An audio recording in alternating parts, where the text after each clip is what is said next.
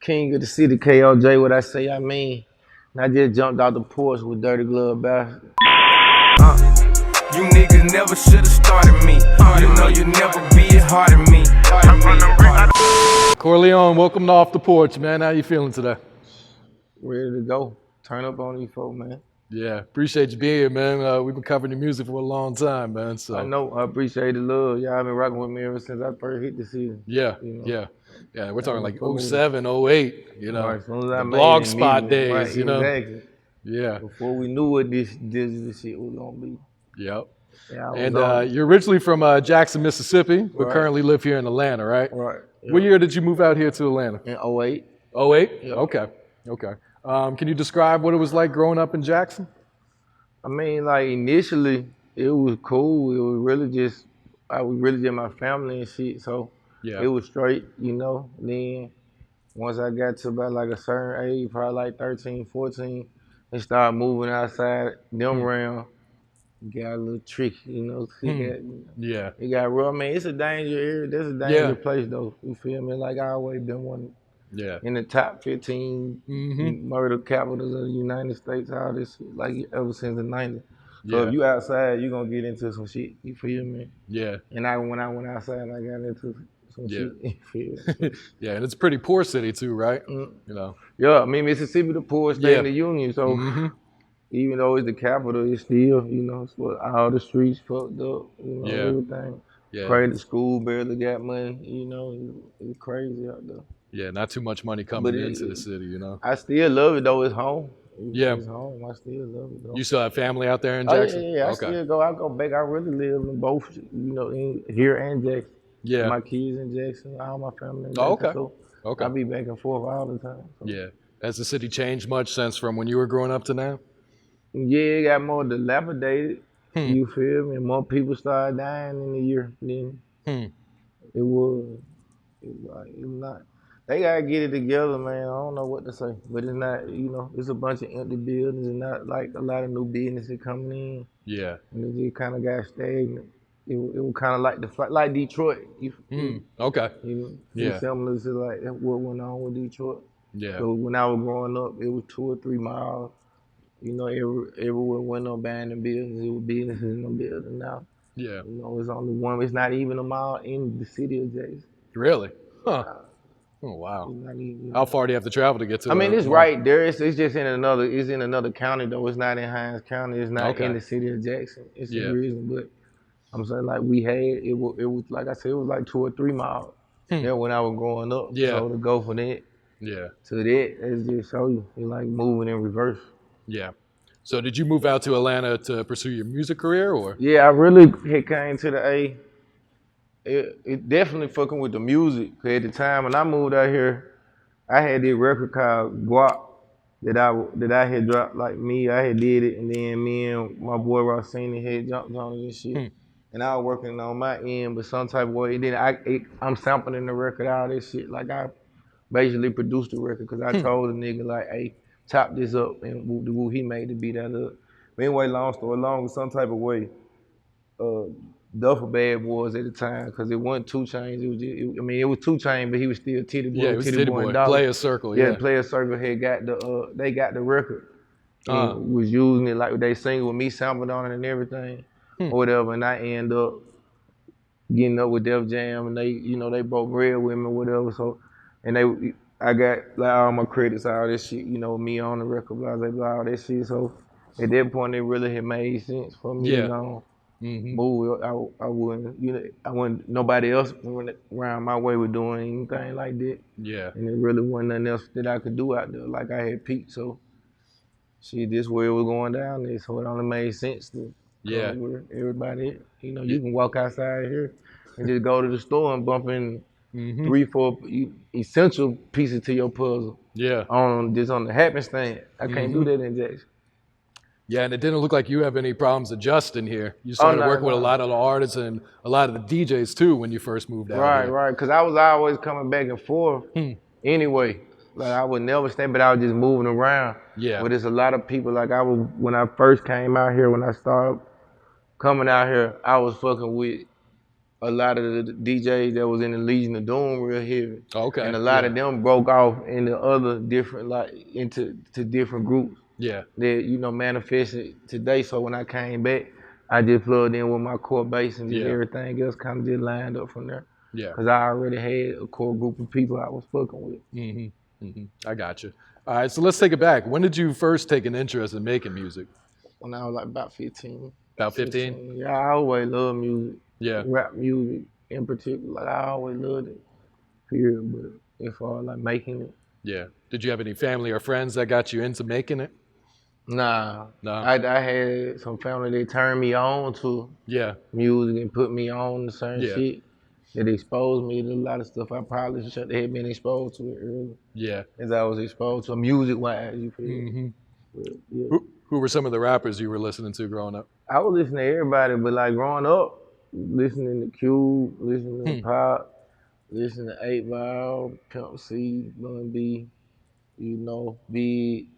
I was listening to everybody. X, shit, P, everybody on No Limit. Every No Limit CD came out. I don't give a damn who it was. Skull Duggar, all them niggas. 3C Mafia, all them, Player Fly. Yeah. You know, shit, Project Pack. Everybody. Just whatever was popping in that particular area. Yeah. When did you start to release music? How old were you then? Like when I was in high school. Yeah. We did a CD, me and my homeboys, we did a CD with like 5, 6 songs on it, pressed up a few hundred copies and sold all of them. Shit. I sold them all. Yeah, we sold them. What type of feedback were you getting for that first positive, like keep doing it, you know. They were fucking with it. They were bumping the whole gym, rapping that shit. Yeah. They playing songs off of this shit that ain't even mixed on the radio. So it was good. All right. How old were you when you started to take it serious then? Then? Yeah. After you like sold out and you started getting that feedback? It was like immediate. I started, I was gonna make beats and I got a keyboard. And I ain't had a patience for it though. Like when they showed me how to work in this shit, I was like, I'm gonna just get somebody who know how to use it. Like, cause there was a couple dudes that were in the school that were making beats. Yeah. And I had them come through and they started making beats and I was just letting my partner rap, but they couldn't write no hooks. And every time I would, I would go in there and do it, like I was sounding better than everybody, so I was just like, fuck it, I'm gonna just do it, you feel me? I got you. What's the message in your music? The message? Yeah. I be having different messages because I be in different type of vibes at different points. Yeah. You feel me? So it's like, it could be a range of things. It depends on what's going outside. You know, it might be fuck Trump, you know what I'm saying? It might be free my partner. It might be fuck this hoe. It might be I just made this. I just hopped out of that. Or, we just drunk this. I just left from here. This flight was this long. You feel me? Shit like this, they go. I be inspired by what's around me. Yeah. So you're rapping about personal life experiences. Yeah, more or less, and using it in an entertainment way. I be getting in trouble sometimes because people didn't know me, especially my hoe. They be like, they know. They be like, well, this much of this shit true. The rest, you feel me? When you do this with this, you feel, because it wasn't me, Yeah. They just let me know I'm doing what I'm supposed to do, though. Yeah, I got you. All right. Why do you consider yourself the king of Jackson? Because ain't nobody do what I did. I fuck with everybody. From the king to the, the more cutthroat of the cutthroat, to the lamest of the lame. Like, I was cool with everybody. I fuck with everybody. I maneuver through every side of town. I did, my name was ringing before Korleon. You feel like everybody knew me, know me. And I got history with like everybody. And there wasn't nobody else that was doing music that can be like, cause you might have had a problem with this person or that person. You feel my deep people just didn't fuck with you, period. But it was never a situation like that for me. And can't nobody else say that. Yeah. That's why. You feel? And I rep this shit. Cause it ain't even just, aside from that, like most times when you talk about artists from Mississippi, they just say Mississippi, they don't never differentiate the city. Yeah. And that shit be frustrating to me because Jackson not like Biloxi or, vice versa, Meridian not like Hattiesburg. Like they own individual cities. When you come to like other, in Georgia, artists that's from other areas of Georgia come out here and rep Atlanta. They don't even, it don't be like this. So I just feel like put some respect on this shit. Yeah. That's what it's about. Like when you see me, you gonna associate me with Jackson off the top. Of course, Jackson in Mississippi, but you gonna say Jackson. Yeah. Cause that shit in my name. You ain't got no choice. That's real. What's the music scene like in Jackson right now? Right now, it's budding. It's always it always have been a lot of artists that were popping, but a lot of them like would never leave, so other people wouldn't get exposed to it. But it's always been waves of artists through, just like out here, like how every year it be a group of people come out. Some you know, have staying power, some don't. But you'll hear records, and it's the same way. That if they had more exposure, they'd be able to do the same shit. It's just we don't have a market like that. We're a consumer market. Yeah. We don't have a market to where you can peak, period point. It's a ceiling there. Yeah. So once you reach that ceiling, if you don't maneuver around that circle, it's just gonna die down like anything else die down. But it's not because it's the talent not there. Yeah. Or it's not artists there. Yeah. It's just there. It's just they really just be able to figure out how to get up out of the bubble like that. Yeah, because you don't hear too many major artists even touring, you know, stopping in Jackson. Nah, not like that. No, it's very specific few because they'll try to bring them down there. Yeah. But if the city don't rock with you, then you gonna lose. You know, the promoter gonna lose. Yeah, the promoter gonna lose that. Yeah. They gotta go with who they tuned into, and it's just a certain demographic. Cause we in the middle of everything, even though how I said it, you think it's water around it. Yeah. But it's really because it's two major interstates that intersect directly in the middle of it. So it's a melting pot.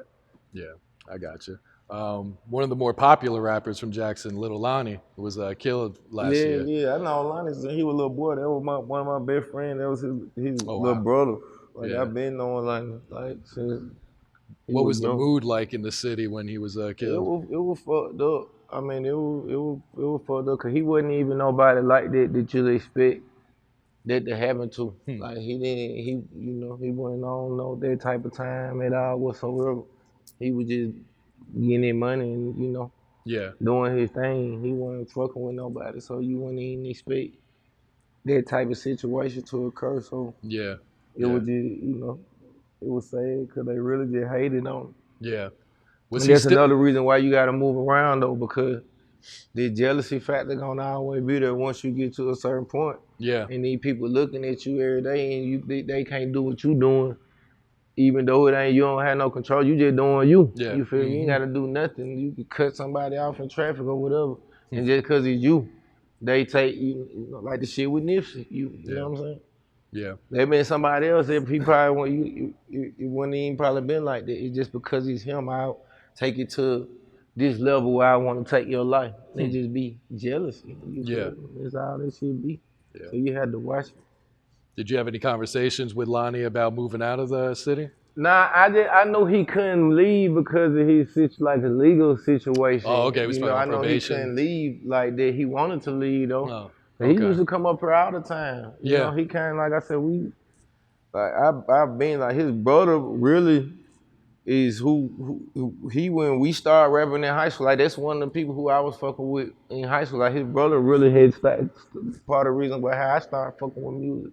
But we split up, they started doing his own shit, but his brother was making beats and rapping, and he was around that shit since he was like 7, 8, 9 years old. He came in the spot where the studio was at, and niggas had went to the club, and he had recorded the whole song. You feel me? Yeah. So it was more of a personal outlook on it for me because I know his family. So I was like with his daddy and shit the day after that shit type shit. So it was different. The city as a whole, it was fucked up because everybody they were rocking with him, and then he was doing everything the right way. Yeah, he was moving like how you supposed to move, and he was inclusive. You know, the people that he rocked with, that he dealt with. He was doing record with them. He was giving them looks. He was doing all that. So like I said, it really was just messed up because there wasn't no reason for that to occur. Yeah. What type of impact did his death have on the music scene there? Do you think labels? It hurt it a lot because there was people that were gonna have different exposure that not gonna have that exposure now. Yeah. It definitely hurt it.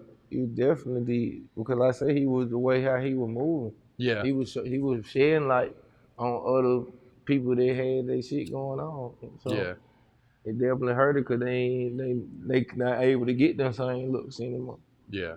Do you think that may discourage labels from wanting to sign artists from Jackson because of what happened to him? Nah, I mean, everybody love money. If it's Yeah. profitable, they gonna do. They gonna sign. Yeah. I don't think. Cause he not the only rapper that was murdered in that time frame in that year. Yeah. It's not. It don't even have nothing to do with the city. It's the environment itself. Anywhere where it's a high concentration of African American, and it's a high poverty rate, it's a high crime rate. Yeah. It's, I mean, the number don't lie. Like that's just what it is. So you have all of these different artists that come from these same type of environment. So they subject to the same type of situation because you still gonna be a product of wherever you come from. You some people have to walk outside with their thing on them, and some people they don't even be thinking about it. Yeah. And they can be neighbors. Yeah. They live two totally different lives. It'd be crazy. Yeah. No, that's real. All right, let's switch over to the music. So you and Fabo have a new single out right now called Smith and Wesson. Yeah, Smith and Wesson. How far back does the relationship with Fabo go? Back when I first kind of started coming out here. Okay. Like, yeah. So over 10 years then, huh? Yeah. This is my partner, my brother. And so we were just rocking on a personal level before we even made one record. Oh, yeah? Just keeping it cool. Yeah. And you've done some touring with them as well. You've been going to Japan once. Yeah, I went out there twice with them. Twice, okay. What was that experience like going out there? Japan turned up. Yeah. Like, they really like America, just with Asian. Japan turned up. Yeah. Like they on our culture heavy. Yeah. Yeah, they seem to be big fans of the Southern rap, you know. They was in there with Cash Money shirts on and shit, Death Row shirts. Like, they on it. Did you ever think that music would take you halfway across the globe like that? Nah, never. No? Nah, I ain't never think that. Yeah.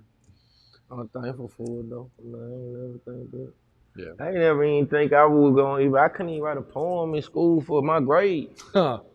I couldn't even do that shit. So I would've never even thought that I ain't be none of that. You feel me? To be where I'm at now. Yeah. Cause not only do I do music, I got the studio, Walker Street 2.0. We downtown, right across the dome. I saw the Super Bowl. I saw the Jets come by. I smelled the fuel. Everything. I smelled the jet fuel.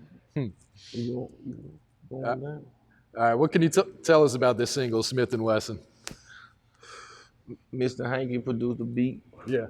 He's from Mississippi too, right? No? Well, Hanky ain't from Mississippi. Don't make me lie about where he's from, but I know he ain't from Mississippi though. All right. Hanky been out here a while on, not on College Park music. And, he did the Lil Duval, the Smile Bitch. And the California, that shit with Dolph and everybody on it last year, just recently. Hanky be on it though. And it's me and Fabo, Geek Squad, that's us together. We just went in there and we did this shit. Both of me and him recorded each other, the whole record. Oh yeah? Huh. Each of the part, like I went in there, he recorded me, and when I came, he went and I recorded him. Yeah. We just knocked it out one night. We just be vibing and cooling. We just getting there, just whatever. We got albums worth of music. Yeah. Really? Huh. Yo, we got albums worth of music. Would you put out a project with them together? Oh, most definitely. Yeah. Yeah. I got you. All right, you're currently working on a couple projects right now. You got The Four and Strictly for My Sippers. Right. Which one's gonna be coming out first? The Four. The Four? Yeah, okay.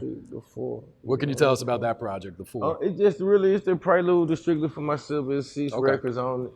It's just to give you an idea of what the project gonna be.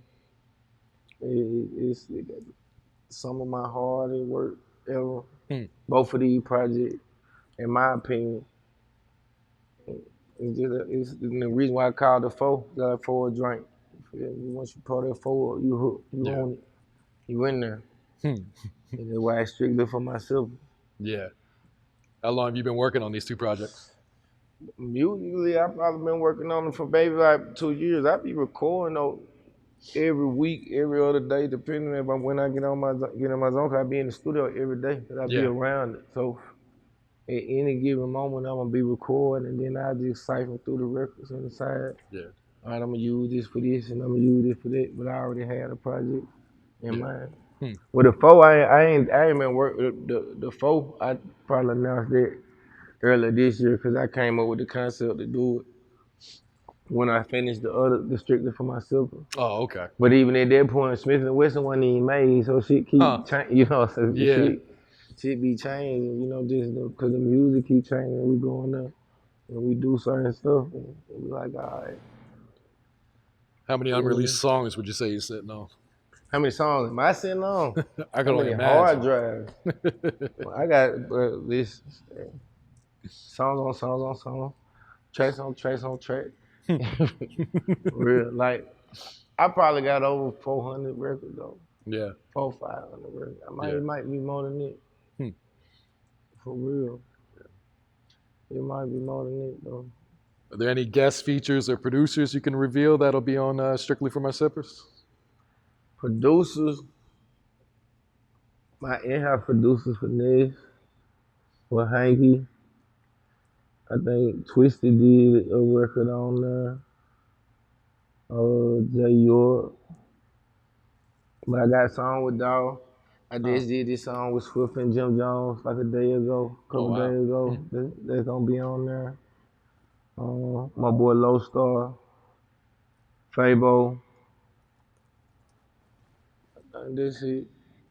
Yeah. I think them the only features this song. Do you have a personal favorite song on that project that people should really check out? That I Miss. I Miss? Yeah. What are you talking about on I Miss? My grandmother. Okay. Okay. So that's a really personal song. Yeah, real personal. Yeah. Yeah. Is recording that song, was that therapeutic to you? Therapeutic? It was really fucked up because it was in the fuck, you know. Because I was coming to the realization that, you know, she was finna transition. So it was just, you know, the words that came out. I guess I was just saying what I wish I could say to her in the moment, you know. So, yeah.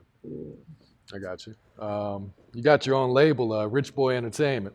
What year did you launch that label? Don't even make me lie, man. There was too many drinks ago, too many spice ago. I started a long time ago. It wasn't too long after I pressed up the first set of CDs. So. Okay. So for a good minute. You have any other artists signed to the label? Nah, I don't have any artists or producers right now. Oh, you got some producers? Yeah, producers. Which producers do you have signed to? Finesse. Okay. Yeah, Finesse, J York, JC. Yeah. And then I had another producer, Tombstone, he passed away earlier this year. I still got his whole catalog though, but he did the WAP. He did a bunch of records. He co-produced it. Sorry, Blame It On Me for Akon with Clint Spark. Yeah. So we got I always been, once I went through the other situation with that record and I figured out where certain aspects of the game and where the money came from, I concentrated on it. Yeah. Yeah. What are some goals? What are some of your goals for the label? Man, I want to go big on big. Yeah. Big on big. Want to do what should did and then not go to jail. And enjoy the money, make more money. Yeah. We gonna keep Tupac alive. He gonna be in a bulletproof truck. And he not gonna be swinging on no random niggas. You know what I'm saying? Yeah. That's what I'm on. I got you. Real. You've been releasing music for over a decade now, and the way that music is released has changed so many times. You know, it went from CDs to blogs and free downloads to streaming now. Was it easy for you to transition to each one? Yeah, I mean, the way it is now, yeah, because I really I had to go the digital route because I didn't know I didn't know any other way to go. So when I first started, when I figured out I could go on somewhere and upload this shit myself and get it exposed to a different audience, I went straight forward. So it transitioned into another form of that basically. So it was For me, yeah. And I like it because you can control everything you do on your own. I don't have to ask nobody for permission. Yeah. None of that. Unless they got paperwork or something, Yeah. But everything I can pretty much, you can decide and do what you want to do. Yeah. And if it wasn't like that, Beyonce couldn't wake up tomorrow and drop an album and it go triple platinum. Yeah. I like it. Yeah. Because if you got the music in the audience and the hustle, you can do that shit. Yeah. You can, and it's not hard. Yeah. A lot of people don't realize this shit simple as just typing or sending an email. And nigga be looking at World Star for 22 days trying to figure out how to get on there. And that shit right there. You feel me? They'll be looking at the page for 22 days and call 10 different motherfuckers. And that shit right there. It's simple. Yeah. What are your thoughts on streaming and its payouts? I think the payout could be better. Okay. I think it could be better. But it's like free band, so who gonna really complain about it? But I think the payouts could be better though. Yeah. Think it's fair though? Yeah, I mean, like I said, it's free band, so you gotta look at the, it's not fair. It's never gonna be fair. It's never gonna be fair. It's not designed to be fair. Yeah. You feel me? Life's not fair. No. So why would you expect that shit to be fair? It's never gonna be. It's about economics. So these folks gotta eat. But it's like where it's 10 years ago, where music was just everywhere and it wasn't any way for you to get paid off of it. Yeah. Instead of it's still everywhere, but you seeing something off of it. Some more than others. But I'm sure as the year progresses, they'll figure out something. Yeah. Jay tried to do something with the title and all that. Yeah. But, it'll take something like that with these people. These companies revenue driven, so. Yeah, it seems like Tidal pays out more than the they other definitely services. pay out more than anybody else, but it's not, way more people have Apple Music though. Yeah. YouTube, like. All right, if you could change one thing about the music industry, what would it be? I would change all the popcorn shit. Like, it's not lasting no more. Like, even classic music, not classic no more, because everybody, it's such a high output of it that everybody, you always looking for the next thing. Yeah. So you don't appreciate it as much. But the thing about it is the music that was classic still remain classic, and it's crazy to me. And I don't understand the correlation between the two, because I don't, I hear some shit and I appreciate it, but in 2 weeks I'm listening to something else. I got, I have threw this particular record off of this person shit in my playlist that I listen to every day, but it's not like we sitting back waiting on this person album or that person album, and then we riding to this person album and that person album for even more than 2 weeks. And I don't give a damn who they are. Yeah. And it didn't used to be like that. Yeah. Yeah, it's definitely a quick turnaround, I mean, every Friday it seems like 10 to 15 new albums are dropping, and you got to spend all your time just listening to those before the next batch comes out. But I think it affect the quality of it though, because I said it's not lasting like that. Like, my point is, like, if you listen to Port of Miami, or you listen to Thug Motivation 101 or Urban Legend, like, if you listen to that shit now, it's still gonna be jamming the same way it was when it dropped. You feel me? Like, even when, like, and that's another thing that used to come, shit you confuse me, because when I be moving around, with bro, like, I used to hear a lot of rappers and shit talk like they'll take little jazz and snap music and say shit, but in particular, they always would say shit about Laffy Taffy, you feel me? Yeah. But at the end of the day, I don't give a damn where you at, what city you in, what country, what state. It can be 50,000 people, it can be 50 people, it can be 5, I don't give a damn who, it can be a stadium full of people. Every person in that bitch gonna be singing this shit and moving word for word. You feel me? Scotty, them folk gonna be work back to back. I don't care if we in Brooklyn, I don't give a damn words. They gonna be singing this shit word for word. Yeah. You see what I'm saying? And it's not many artists that's doing shit to where they dropping shit to where this is the record going. Even the stuff that's in heavy rotation right now on the radio. Yeah. We not gonna be listening to this shit in 5 years. No. We might be still listening to those artists, but those records, Yeah. we not gonna be listening to them in 5 years. Yeah. It just really doesn't have that staying power, like you said. You feel? So if I could change anything, it'd be that. Yeah. I got you. All I'm right. What a else you fan work? first. Yeah. What else you working on right now? You got the 2 projects coming. And then You mentioned you got your studio. Yeah, this studio, Walker Street 2.0. Got 2 rooms. We right down in Castleberry here. Yeah. We open 24/7. And I'm working on the EP, the KOJ EP too. I'm gonna drop that after the 2 projects. Okay. Who are some of the artists you've had at your studio? Everybody. I had everybody from Mace to Lil Quill, Oh, wow. to Rilo Rodriguez, to whoever. You Yeah. know. Bank, Slim Jimmy, Cinco, Way Guy, Long Way, all type of. It be a lot of people coming there. Black Zach, but it be a lot of people coming there that I don't even be. You know, they be in there and be in there, and I don't even be knowing. Yeah. Because of how I operate and how I maneuver. Yeah. There be people all the time. They be telling me, you know, so because they can't record. I'm like, damn, I don't. You know, but they Good problem to have, you know. Yeah, right. Yeah. And they film for a few shows up in there, like the Growing Up Hip Hop.